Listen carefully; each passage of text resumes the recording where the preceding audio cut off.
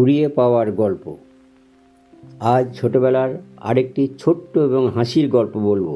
আমি লিখি বা বলি গল্প, কিন্তু আগেও বলেছি গল্প লেখার ক্ষমতা আমার নেই। সবই সত্য ঘটনা বা কাহিনী। আমাদের দেশে কেউ কোথাও কোনো জিনিস কুড়িয়ে পেলে খুবই আনন্দিত হয়।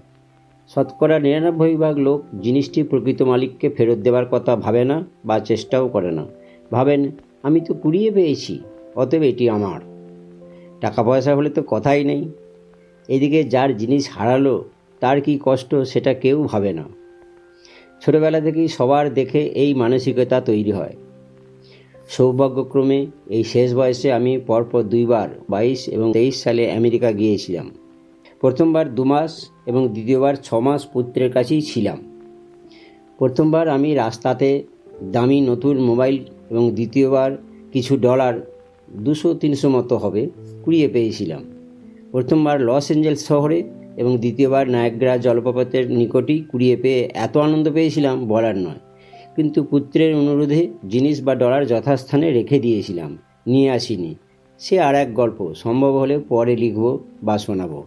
কারণ ওই দেশে কেউ অপরের জিনিস কুড়িয়ে নিজের পকেটে বা ব্যাগে রাখে না। হ্যাঁ, আমার ছোটোবেলার গল্পটি শোনাই। তখন আমি হয়তো 5ম বা 6ষ্ঠ শ্রেণীতে পড়ি। তখন আমাদের বাড়িতে 10-12টি পাতি হাঁস ছিল। পাশের কাকাদের বাড়িতেও 15-20টি হাঁস ছিল। প্রায় সব বাড়িতেই হাঁস পালন করা হতো ডিম পাওয়ার জন্য। গ্রামের মানুষের ক্রয় ক্ষমতা কম বা হাট বাজারও তখন তেমন ছিল না, তাই ডিম একটি প্রয়োজনীয় তরকারি হিসেবে ব্যবহার হতো।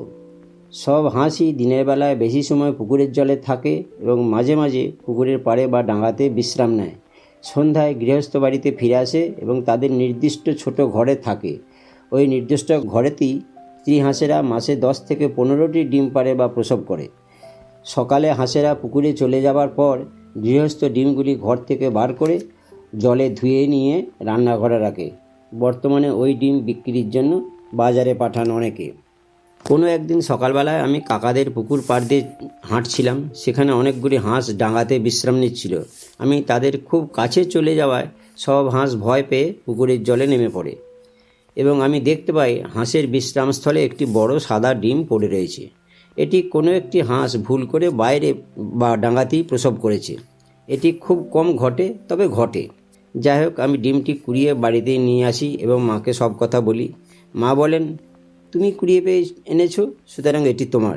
ইচ্ছে করলে তুমি এটি ভাজা করে বা অমলেট বানিয়ে খেতে পারো। আমি সাথে সাথেই অমলেট বানিয়ে খেয়ে নিয়েছিলাম। এটি আমার পরের ভাই দেখে খুবই দুঃখ পেল।